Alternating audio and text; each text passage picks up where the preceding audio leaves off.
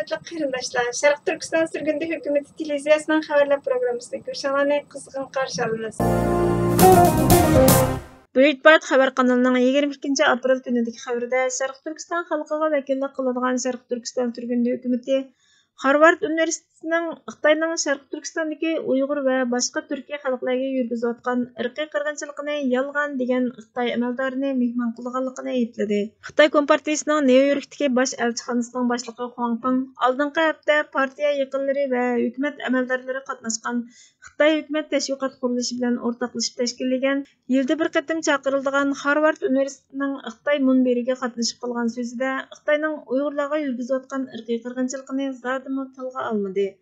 Aksicha jazo lagerlarini tarbiyalash markazi deb sifatladi. Bu fursatdan foydalanib Kommunistik partiyani ishonchlik deb qabul qilmaydigan atalmish tar fikrlik Amerikaliklarni ogohlantirdi.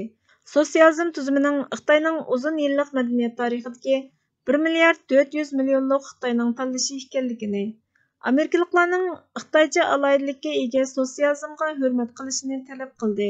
Yig'inga Xitoyning Amerikada turishliq elchisi Chingangmi qatnashdi.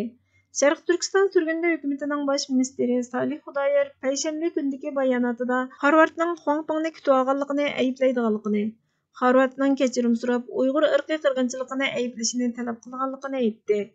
Harvard kechirim so'ramadi. Harvard Universiteti Xitoy munbiri tor bekitining xabariga qaraganda, bu faoliyat bu yil Xitoy hukumat tashviqot tori CGTN bilan hamkorlashib uyushtirilgan deyildi.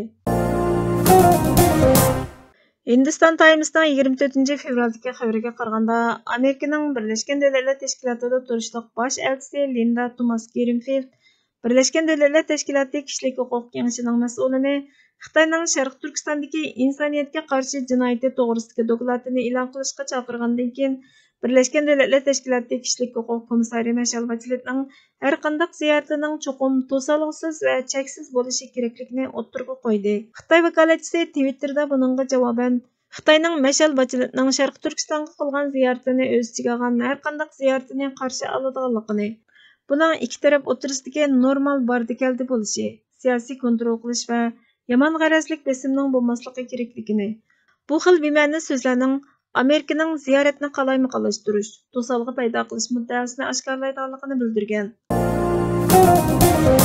The Parent torining 24 fevraldagi xabariga qaraganda, Uyg'ur akademiki Ababekri Abdurashidning Norvegiyada yashaydigan saboqdoshi Husanjonning aytishicha, Ababekri Abdurashid 2012 yili Germaniyada o'qiyotgan mezgilida Turkiyaga kelib, kasbdoshlari bilan tadqiqot temasi haqida tajribalarini o'rtoqlashgan.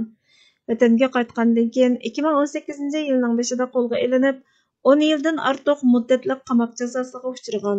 Baying'ulun Mo'ng'ul avtonom oblastidagi bir Xitoy adliya amaldori Xitoyning chet ellarda o'qib qaytib kelgan oz sonliq millat deb atalgan xalqni tutqun qilib, jazo lagerlariga qamaganligini aytgan. Ababekri Abdurashid milliy jurnallarda Uyg'ur madaniyati va adabiyotiga oid ilmiy maqolalarni e'lon qilgan ekan. Mag'zab siyosatchilik va zehniy qatmanliq. Abduri Burhan Muhammad.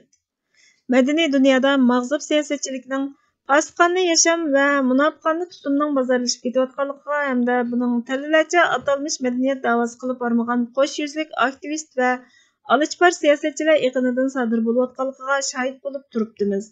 Bu hol kishiga mutafakkur olim hamda siyosiyon adib Mustafa Siboyning yozgan sho'qorlarini esga soladi.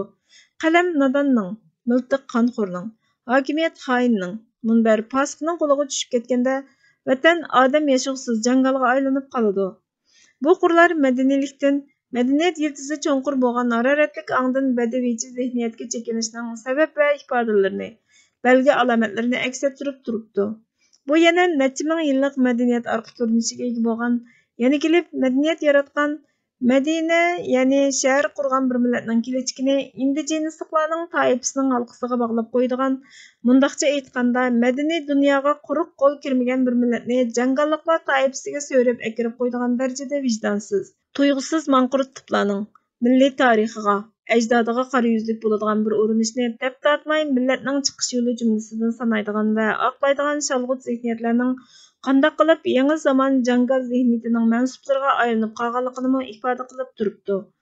Yuqorqi qurlar bizga yozuvchilar bo'lsa hisob emas, balki qalam tutquchining sog'lom bo'lishi kerakligini, qurol tutquchi bo'lsa hisob emas, uni tutishqa turtki bo'lgan ideologiyaning saf va mazmut bo'lishi kerakligini, bosh bo'lsa hisob emas, balki bosh bo'g'ichining qapoq bosh emas, aql va vijdon boshi bo'lishining muhimligini, undaqda ataqda yoki sandala emas, balki suhbatda jafirida haqiqiy ilm va olimlik ro'yiga ega fazilat ahlining bo'lishi kerakligini samimizga selib turibdi.